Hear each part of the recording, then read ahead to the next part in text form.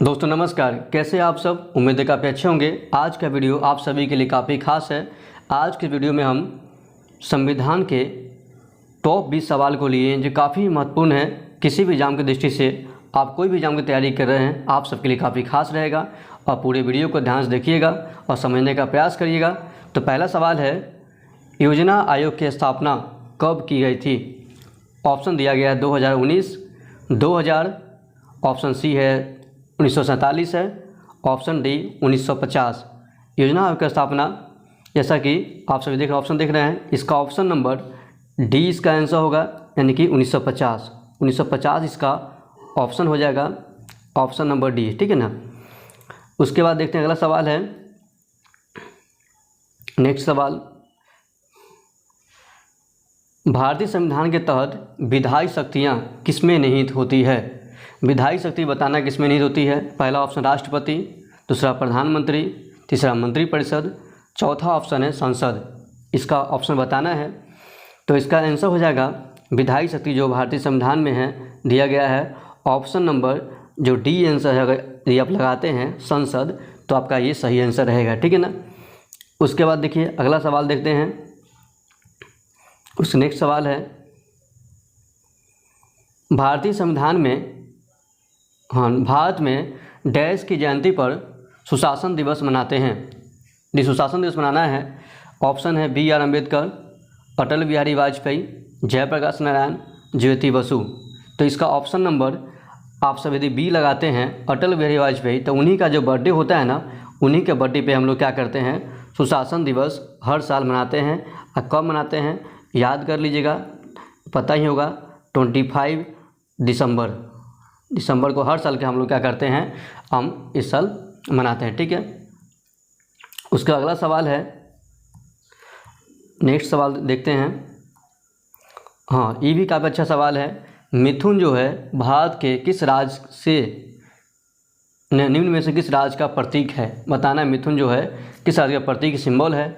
Option Andhra Pradesh, Arunachal Pradesh, Assam, Uttarakhand. तो इसका option number यदि आप बी लगाते हैं ना, अरुणाचल लगाते हैं, तो आपका ये सही हो जाएगा। ऑप्शन नंबर बी जो है अरुणाचल प्रदेश जो है आपका सही आंसर होगा। ये पता ही होगा, सबसे पूर्वी राज्य है, ये ध्यान रखना है। उसके बाद नेक्स्ट अगला सवाल है, देखते हैं। लोकसभा में सदस्यों की अधिकतम संख्या कितनी होती है। बताना है कि ध्यान रखना कि अभी कितना नहीं, वो नहीं, आपसे पूछा गया है अधिकतम कितना सदस्य संख्या होता है, आपको बताना है। ये ऑप्शन ए दिया है 512, ऑप्शन बी दिया है 542, ऑप्शन सी 552 है और डी ऑप्शन दिया है 532। यानी कि लोकसभा में सदस्यों की अधिकतम संख्या जो होती है वो 552, यानी कि यदि ऑप्शन नंबर आप सी लगाते हैं आपका ऑप्शन सही हो जाएगा, ठीक है ना। 552 जो है इतना, यानी कि लोकसभा के सदस्यों की अधिकतम संख्या होती है ना। उसके बाद देखते हैं अगला सवाल देखते हैं। आप सभी देखिए सारा सवाल जो है एग्जाम में आता है, ठीक है ना। तो और आए हुए सवाल को ही हम लोग यहाँ पर लाते हैं, जिससे फ़ायदा क्या होता है कि आपका फिर से ये सब आ सकता है, ठीक है। आप किसी भी एग्जाम की तैयारी कर रहे हैं, आप सबके लिए काफ़ी खास रहेगा, देखिएगा। और जो लोग नए हैं, पहली बार देख रहे हैं, चैनल सब्सक्राइब कर लीजिएगा और जो भी लाइक शेयर कर लीजिए। इससे फ़ायदा क्या होता है, आप तक हमारा वीडियो पहले पहुँचता है, आप इसे समय से देख पाएंगे। तो अगला क्वेश्चन देखते हैं। भारत के राष्ट्रपति को महाभियोग द्वारा पद से कब हटाया जा सकता है। अब देखिए महाभियोग से हटाने के बाद है, कब हटा सकते हैं। ऑप्शन दिया है कोई भी आपराधिक दोष हो, ऑप्शन बी दिया है संविधान का उल्लंघन किया हो, सी ऑप्शन दिया मन की अस्वस्थता है, या ऑप्शन डी दिया है नैतिक पतन। किस कंडीशन में महाभियोग लगाते हैं और उन्हें हटाते हैं। तो उसका ऑप्शन नंबर यदि आप मान लीजिए कि बी लगाते हैं ना, संविधान का उल्लंघन किया हो, तो वैसे कंडीशन में क्या होता है कि राष्ट्रपति का पर महाभियोग लगता है और उन्हें हटाते हैं, ठीक है। अगला सवाल देखते हैं। नेक्स्ट क्वेश्चन है, भारत के पहले वित्त आयोग के अध्यक्ष, पहला वित्त आयोग का अध्यक्ष बताना है। ऑप्शन ए वाई चौहान है, पी राजमन्नार है, के नियोगी है, ए चंदा है। तो इसका जो ऑप्शन नंबर यदि आप सी लगाते हैं ना, सी वाला ऑप्शन यदि के नियोगी लगाते हैं, आपका ये वाला सवाल आपका सही हो जाएगा, ठीक है। यानी कि भारत के पहले वित्त आयोग के अध्यक्ष थे के नियोगी, ठीक है। नेक्स्ट देखते हैं अगला सवाल। अनुच्छेद 280 डैश से संबंधित है। बताना है अनुच्छेद 280 जो है का संबंध किससे है। पहला ऑप्शन चुनाव आयोग, दूसरा ऑप्शन नीति आयोग, तीसरा ऑप्शन योजना आयोग, चौथा ऑप्शन वित्त आयोग। यानी यदि ऑप्शन आप डी लगाते हैं ना, ऑप्शन नंबर डी जो है वित्त आयोग, आपका ये सही हो जाएगा। ठीक है, यानी कि अनुच्छेद 280 का संबंध वित्त आयोग से है। ठीक है, उसके बाद देखिए अगला सवाल, समवर्ती सूची में निम्नलिखित में से कौन सा शामिल है। समवर्ती सूची बताना है। देखिए 3 सूची में जो होता है, राज्य सूची, संघ सूची और समवर्ती सूची, उसी में बताना है इसे कौन सा जो ये ऑप्शन दिया गया है। वन है, दूसरा ऑप्शन राज्य मामले हैं, तीसरा ऑप्शन विद्युत दिया हुआ है, चौथा ऑप्शन रेलवे पुलिस।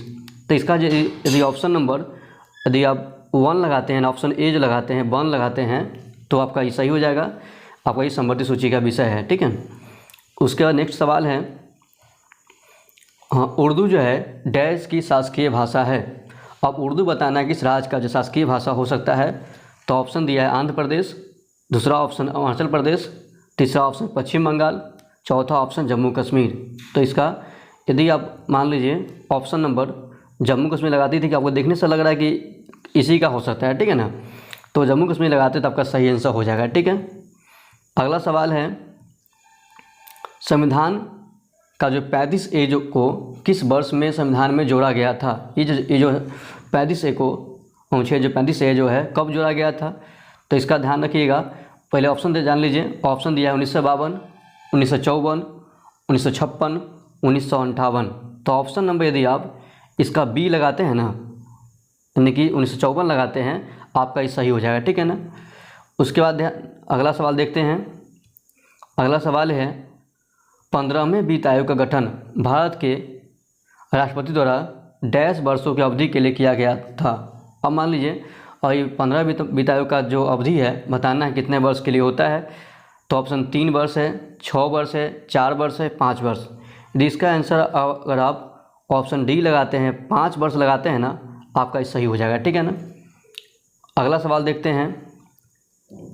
अगला सवाल है, भारतीय संविधान के 6ठी सूची में निम्नलिखित में से कौन सा राज्य शामिल है बताना है। ठीक है ना। देखिए 4 राज्य शामिल है, इसमें से बताना है कौन सा शामिल है। तो इसका यदि आप पहले ऑप्शन जान लीजिए, मिजोरम है, नागालैंड है, अरुणाचल प्रदेश है, मणिपुर है। यदि ऑप्शन नंबर इसका ए लगाइएगा ना, आप मिजोरम में लगाते हैं तो आपको सही होगा। देखिए और 3 राज्य क्या क्या हो सकता है, तो 4 राज्य का नाम आप जान लीजिए। असम है, मेघालय है और त्रिपुरा, एक और ले लीजिए, त्रिपुरा है। और एक ऑप्शन था वो लिखा हुआ ये है मिजोरम जो है। इस चारों राज्य जो है क्या है आपका यहाँ पर शामिल है। ठीक है ना, 6ठी सूची में शामिल है। ठीक है। अगला सवाल है, भारतीय संविधान में अवशिष्ट शक्तियाँ का विचार डैश के संविधान से लिया गया है। अब यदि सोर्स बताना है कहाँ से ये बात लिया गया है, तो अवशिष्ट जो शक्तियाँ हैं वो ऑप्शन नंबर पहले देख लेते हैं। ऑप्शन है दक्षिण अफ्रीका, ऑप्शन बी अमेरिका है, ऑप्शन सी कनाडा है, चौथा ऑप्शन जो है डी जो ऑप्शन है जापान है। तो ये शक्ति कहाँ से लिया गया है, तो आप ऑप्शन नंबर यदि आप सी लगाते हैं, कनाडा लगाते हैं ना, कनाडा, आपका ये सही हो जाएगा। ठीक है ना। उसके बाद देखिएगा अगला सवाल है, निम्नलिखित में से किसे the guardian of public purse के नाम से जानते हैं। The guardian of public purse बताना है कि किसे कहते हैं। ऑप्शन है महान न्यायवादी, नियंत्रक और महालेखा परीक्षक, तीसरा ऑप्शन है मुख्यमंत्री, चौथा ऑप्शन प्रधानमंत्री। तो यदि आप इसका आंसर बी लगाते हैं ना, मान लीजिए ऑप्शन नंबर जो आपका बी जो है नियंत्रक और महालेखा परीक्षक, इसे लगाते हैं तो आपका सही आंसर हो जाएगा। ठीक है ना। उसके बाद देखिएगा अगला सवाल। देखिए सारा सवाल जो इम्पोर्टेंट है, आप ध्यान से सभी सवाल को देख लीजिएगा, याद कर लीजिएगा, आपके ये एग्जाम में कहीं ना कहीं आपको मैच करेगा। ठीक है ना।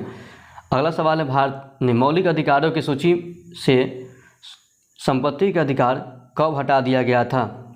ईयर बताना है। ईयर ऑप्शन दिया 1975, 1980, 1978, 1977 है ना। यानी कि ऑप्शन नंबर यदि ऑप्शन नंबर सी लगाते हैं ना, 1978 में लगाते हैं, 1978 ये लगाते हैं तो आपका ये सही हो जाएगा।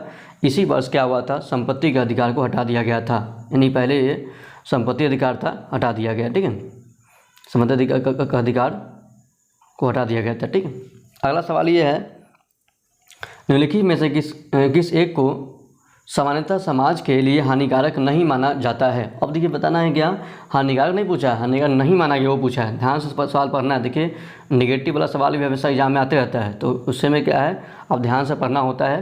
पहला सवाल दिया है बाल विवाह, ये तो हानिकारक है, ये है। दहेज प्रथा, ये भी गलत है। अस्पृश्यता, जो छुआछूत होता है, ये सब ये भी तो गलत है। वयस्क मताधिकार, ये हानिकारक नहीं माना गया है, ये सही माना गया कि जो वयस्क है, जो 18 साल पूरा कर लिए हैं, यानी कि 18 वर्ष जो पूरा कर लिए हैं, उनको वोट देने का अधिकार मिलता है, तो ये आपका हानिकारक नहीं, ये सही बात है। ठीक है ना। अगला सवाल है, राज्य लोक आयोग के अध्यक्ष या सदस्यों को किसके द्वारा हटाया जा सकता है। अगर देखिए यहाँ पर क्या है, ऑप्शन दिया है राज्यपाल, राष्ट्रपति, राज्य विधानमंडल, संसद। इसे कौन हटा सकता है। राज्य का जो लोक सेवा आयोग, राज्य लोक आयोग के अध्यक्ष को हटाता है।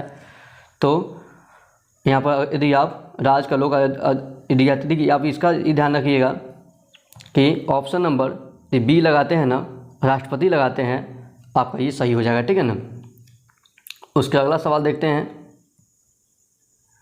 निम्न में से किसे संविधान सभा का अस्थायी अध्यक्ष नियुक्त किया गया था। अस्थायी बताना, ध्यान रखना है, अस्थायी नहीं। देखिए ध्यान से समझना है हर वर्ड को।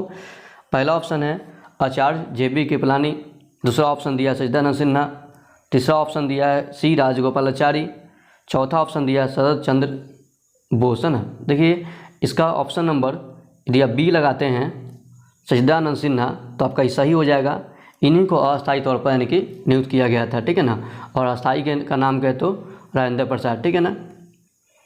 उसके बाद ध्यान रखिए अगला सवाल, जो अगला देखते हैं, UPSC के अध्यक्ष और अन्य सदस्य की अवधि जो है, यानी कि कितने समय तक अपनी पद धारण कर सकते हैं। ठीक है ना। यानी टाइम बताना उसका, कितने वर्ष के लिए इनका चुनाव होता है। ऑप्शन ए है 5 वर्ष है, दूसरा ऑप्शन 7 साल है, तीसरा ऑप्शन 6 साल है, चौथा ऑप्शन 4 साल है। इसका यदि आप ऑप्शन नंबर ए लगाइएगा ना, 5 साल लगा लीजिएगा, तो आपका सही हो जाएगा। ठीक है ना। 5 साल इसका आंसर होगा, आप ध्यान रखेंगे। ठीक है। अगला सवाल देखिए, हाँ ये सवाल आपका पूरा सवाल हो गया है, यानी कि हम यहाँ पर देखे हैं 20 सवाल पूरे लाए हैं, जो काफ़ी खास है आप सभी के लिए। आप किसी भी एग्जाम की तैयारी कर रहे हैं, आप सबके लिए काफ़ी महत्वपूर्ण रहेगा। आप पूरा वीडियो आप यानी कि सब पूरे सवाल का जो भी सवाल था यहाँ पर सभी को याद कर लीजिएगा। आप कहीं न कहीं आपको एग्जाम में आएगा, तो आप इस ध्यान रखिएगा। हमारा वीडियो ये प्रयास आप सभी को कैसा लगा हमें ज़रूर बताइए। कहीं भी कोई दिक्कत, समस्या, डाउट हो हमें कमेंट करिए, आपके बातों का ध्यान रखा जाएगा। तो मिलते हैं नए वीडियो में कुछ नया टॉपिक लेकर, तब तक के लिए धन्यवाद।